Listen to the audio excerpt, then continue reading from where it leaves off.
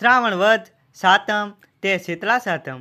આ દિવસે સૌભાગ્યવતી સ્ત્રીએ સવારે ઠંડા પાણીથી સ્નાન કરી શીતળા માતાનું પૂજન કરવાનું। આ દિવસે આગલા રાંધણ છઠના દિવસનું રાંધેલું ટાઢું ખાવાનું। ચૂલો સળગાવાય નહીં। વ્રત કરનારે પાણિયારામાં શીતળા માના નામનો દીવો કરીને આ કથા કહેવી અને સાંભળવી। આ વ્રત સ્ત્રીઓ માટે કલ્યાણકારી છે। એક ગામમાં દેરાણી જેઠાણી અને સાસુ એક ઘરમાં રહે। બંને વહુઓને એક એક દીકરો હતો। એમાં મોટી વહુ ભારે ઈર્ષાળુ હતી। નાની વહુ સીધી સાધી અને ભોળી હતી। એક વેળા પવિત્ર શ્રાવણ માસમાં રાંધણ છઠને દિવસે નાની વહુ આગલી શીતળા સાતમના દિવસે ટાઢું જમવા માટે પૂરી ઢેબરા વડા વગેરે રાંધવા બેઠી। તેનો છોકરો ઘોડિયામાં સૂતો હતો। રાંધતા મધરાત થઈ તો હજુ રાંધવાનું બાકી હતું। એવામાં છોકરો રડ્યો એટલે નાની વહુ રાંધવાનું પડતું મૂકી ચૂલો સળગતો રહેવા દે છોકરા પાસે ગઈ અને તેને બહાર કાઢી ધવરાવા લાગી। તે ધરાઈ રહ્યો ત્યારે તેને ઘોડિયામાં સુવડાવીને બેસીને ઝોકા ખાવા લાગી। એવામાં શીતળા માતાની પધરામણી થઈ। તે ઘરમાં ચૂલો સળગતો જોઈ ક્રોધે ભરાય તે તેમાં આળોટ્યા। તેમણે વહુને શ્રાપ આપ્યો કે જેવું મારું શરીર બળ્યું તેવું તારું પેટ બળજો।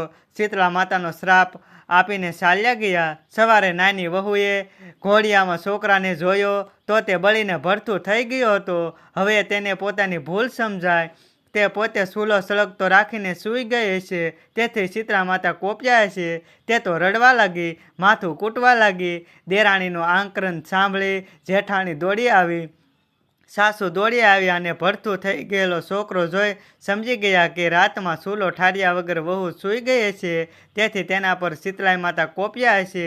તેમણે હવે તો તું બળેલા છોકરાને લઈ તેની પાસે જા અને ભૂલ કબૂલ કર તો જ જરૂર માં તારા ઉપર દયા કરશે। સાસુનું કહેવું માથે ચડાવી દેરાણી તો બળેલા છોકરાને એક ટોપલામાં રાખી શીતળા માને મનાવવા ચાલી નીકળ્યા। ચાલતા ચાલતા માર્ગમાં બે તળાવ આવ્યા એટલે દેરાણી ટોપલો ઉતારી તળાવમાં પાણી પીવા જાય છે। ત્યાં તળાવમાંથી અવાજ આવ્યો, બાઈ પાણી ન પીશ, મરી જાય। પણ તું રડે છે કેમ? અહીંનું પાણી પીએ છે એ મરી જાય છે। દેરાણીએ કહ્યું, શીતળા માં મારા પર કોપાયમાન છે અને મારા છોકરાને બાળી નાખ્યો છે। તેથી છોકરાને ઉગારવા માટે શીતળા માને વિનવણી કરવા જઈ રહી છું। તળાવમાંથી અવાજ આવ્યો, તું મા પાસે જાય છે તો અમારા માટે પણ પૂછી આવજે કે માર્ગમાં આવેલા તળાવનું પાણી જે પીએ છે તે કેમ મરી જાય છે। દેરાણી માથે ટોપલો મૂકી આગળ ચાલી તો માર્ગમાં વચ્ચે બે આખલા ઊભા હતા। બંનેના ગળામાં ઘંટીના પડ હતા। તે બંને એકબીજાથી ગોથા મારી રહ્યા હતા। પણ નાની વહુને પાસે આવેલી જોઈ લડતા બંધ પડ્યા ને તેમની પાસે આવી કહેવા લાગ્યા, બાઈ તું રડતી રડતી ક્યાં જાય છે? દેરાણીએ શીતળા માના કોપની વાત કરી અને કહ્યું, હું તો માને વિનવવા જઈ રહી છું, માનો કોપને નિવારવા જઈ રહી છું। આખલા બોલ્યા, બાઈ અમે પરભવમાં કોઈ પાપને લીધે આખો દિવસ લડ્યા કરીએ છીએ। અમારા ગળામાં ઘંટીના પડ રહેલા છે, તેના ભારેથી અમે પીડાઈએ છીએ। તો તું શીતળા માને અમારા દુઃખનું નિવારણ પૂછતી આવજે। થોડે દૂર જતાં દેરાણીએ એક ઝાડ નીચે એક મેલી ઘેલી ડોશીને છૂટા વાળ કરીને બેઠેલી જોઈ। તે વારે વારે માથું ખજવાલતી હતી। આવ બેટા, ટોપલો નીચે મૂકી ઉતારીને મારું માથું જરા જોઈ આપ, સળ બહુ આવે છે ને જરાય શેન પડતું નથી।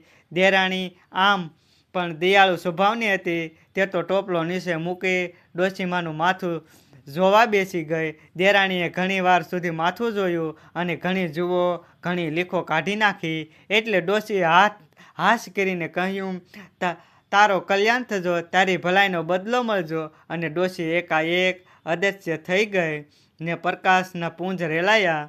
પ્રકાશમાં દેરાણીની આંખો અંજાઈ ગઈ। પછી જોયું તો સામે સાક્ષાત શીતળામાં તેનો હસતો રમતો છોકરો હાથમાં લઈને ઊભા હતા। દેરાણીએ માને નમન કરી પોતાની ભૂલ બદલ ક્ષમા માગી એટલે શીતળા માએ તેના માથે હાથ મૂકી આશીર્વાદ આપી તેનો છોકરો હસતો રમતો તેના હાથમાં મૂકી દીધો। પછી દેરાણીએ બે તળાવના દુઃખની વાત કહી તો શીતળા માતાએ કહ્યું, બેટી, બંને તળાવ પરભવમાં સ્ત્રી રૂપમાં શક્ય હતી. તેને ત્યાં કોઈ ચીજ વસ્તુ લેવા આવે તો આપે નહીં. તેમના ઘરમાં વલોણું થતું, પણ જો કોઈ દોણી લઈને છાશ લેવા આવી ચડે તો પાણી નાખીને છાશ આપે. એ પરભવની કરણીના ફળ તેઓ આ ભવમાં તળાવના રૂપે ભોગવી રહ્યા છે. તેના પાપનું નિવારણ એ કે તું જઈ એ તળાવમાંથી પાણી લઈ મારું નામ લઈ સારે દિશાએ છાંટજે. થોડું પાણી તું પીજે એટલે તેમના પાપને ક્ષય થશે. અને જતા આવતા વટે માર્ગુઓ, પશુ પંખીઓ સૌ કોઈ તેના પાણી પીશે. પછી તેણે બે આખલાના દુઃખની વાત કરી તો શીતળા માએ જણાવ્યું, બેટી, એ આખલા પણ પરભવમાં સ્ત્રી રૂપે દેરાણી જેઠાણી તરીકે એક ઘરમાં હતા, પણ કોઈને કામ આવતા નહીં. પાડોશીમાંથી કોઈ દળવા ખાંડવા આવે તો ધૂતકારીને કાઢી મૂકે. કરણીના ફળ રૂપે બંને આ ભવમાં આખલા રૂપે લડ્યા કરે છે. હવે તું જઈ એમના ગળામાં રહેલા ઘંટીના પડ કાઢી નાખજે, તેથી તેઓ સંપીને રહેશે. આટલું કહી તેને આશીર્વાદ આપી શીતળામાં અંતર્ધાન થઈ ગયા. તે દેરાણી છોકરાને લઈ પેલા આખલાઓ પાસે આવી. ત્યાં એક જગ્યાએ છોકરાને સુવડાવી. તે આખલા પાસે ગઈ અને તેમના પરભવના પાપ જણાવી ગળામાં રહેલા ઘંટીના પડ કાઢી નાખ્યા. એટલે બંને આખલા શાંત બની ગયા. તે હવે મિત્ર જેવા થઈ ગયા. તેમણે ડોક નમાવી આભાર માન્યો. હવે દેરાણી છોકરાને લઈ પેલા બે તળાવ પાસે આવી. ત્યાં જઈ બંને તળાવમાંથી થોડું જળ લઈ સારે દિશાએ શીતળામાનું નામ લઈને છાંટ્યું ને થોડું પાણી પોતે પીધું. તે સાથે જ પંખીઓ ત્યાં પાણી પીવા આવવા લાગ્યા. નાની વહુએ ઘેર જઈને સાસુમાના ખોળામાં હસતો રમતો જીવતો છોકરો મૂક્યો. આથી તેની સાસુ તો રાજીની રેડ થઈ ગઈ, પરંતુ જેઠાણીને તે ગમ્યું નહીં. પછી નાની વહુએ બનેલી બધી જ હકીકત સાસુને સંભળાવી. એ સાંભળી જેઠાણીએ પણ દેરાણીની જેમ શીતળા માતાના આશીર્વાદ લેવાની ઈચ્છા થઈ. બીજે વર્ષે શ્રાવણ માસમાં રાંધણ છઠની રાતે જેઠાણી રાતના રાંધવા બેઠી. તેણે પણ દેરાણીની જેમ શીતળા માતાને પ્રસન્ન કરવા હતા. એટલે રાતનો ચૂલો સળગતો મૂકી છોકરાને રમાડતી સૂઈ ગઈ. એવામાં ફરવા નીકળેલા શીતળા માતા તેના ઘરમાં પ્રવેશ્યા અને ચૂલો બળતો જોઈ ગુસ્સે થઈ તેમાં બહુ આલોટ્યા. પછી જેઠાણીને શ્રાપ દીધો કે જેણે મને બાળી છે તેનું અંતર બળજે. સવારે જેઠાણીએ ઘોડિયામાં ભડથું થયેલો છોકરો જોયો. તેણે રડતા રડતા સાસુને છોકરો બતાવી બધી વાત કહી. સાસુએ કહ્યું, રાતના તું ચૂલો સળગતો મૂકી સૂઈ ગઈ હોઈશ, તેથી શીતળામાં તારા પર કોપ્યા છે.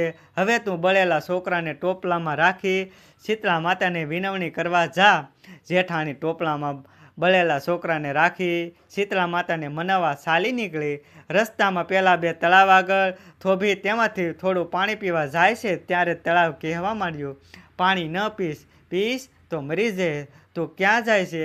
શીતળામાં મારા પર કોપ્યા છે, તેથી શ્રાપનું નિવારણ કરવા જાઉં છું. તમારે શું પંચાયત? હું ફાવે ત્યાં જાઉં. તળાવે કહ્યું, બાઈ, તું ભેગા અમારા દુઃખનું નિવારણ શીતળા માતાને પૂછીને આવજે.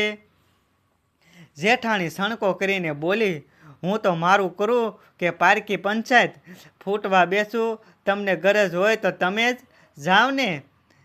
આગળ જતા પેલા બે આખલા લડતા હતા. જેવી જેઠાણી તેમની પાસે ગઈ તેવા જ તે શાંત બનીને તેની પાસે આવી કહેવા લાગ્યા, હે બાઈ, તું રડતી ક્યાં જાય છે? શીતળા માતાને મનાવવા જાઉં છું. હું ગમે ત્યાં જાઉં. તમે શું કરવા પંચાયત કરો છો? જેઠાણીએ ક્રોધથી કહ્યું. આખલા બોલ્યા, બાઈ, તું શીતળા મા પાસે જઈ રહી છે તો અમારું કામ પણ કરતી આવજે ને. તેમાં તને શું જોર આવવાનું છે? કામની સાથે કામ કરવાનું છે. જેઠાણીએ સણકો કરીને ના પાડી અને માથે ટોપલો મૂકી આગળ ગઈ તો એક ડોશી ઝાડ નીચે માથું ખજવાળતી બેઠી હતી. ત્યાં જઈ જેઠાણી ટોપલો નીચે ઉતારી થાક ખાવા બેઠી. તેને જોઈ ડોશીએ કહ્યું, બાઈ, તું જરા માથું જોઈ આપને. જેઠાણી સણકો કરીને બોલી, જો તારે જેવું હોય તો કર, હું કંઈ તારા જેવી નથી. આમ કહી તે માથે ટોપલો મૂકીને શીતળા માતાની શોધમાં ચાલી. થાકીને તે મરેલા છોકરાને અંતે ઘરે લઈ પાછી ગઈ. પછી પાડોશીઓએ છોકરાનો અંતિમ સંસ્કાર કર્યો. દેરાણીએ ભક્તિભાવથી સુખ સાંપડ્યું ને જેઠાણી તેના લખણે દુઃખી થઈ ગઈ. હે શીતળામાં, તમે દેરાણીને જેવા ફળ્યા તેવા તમારી ભક્તિ કરનારને ફળજો ને ટાઢક આપજો. જો અમારી વાર્તા સરસ મજાની લાગી હોય તો અમારી વાર્તાને સાંભળવાનું ભૂલતા નહીં.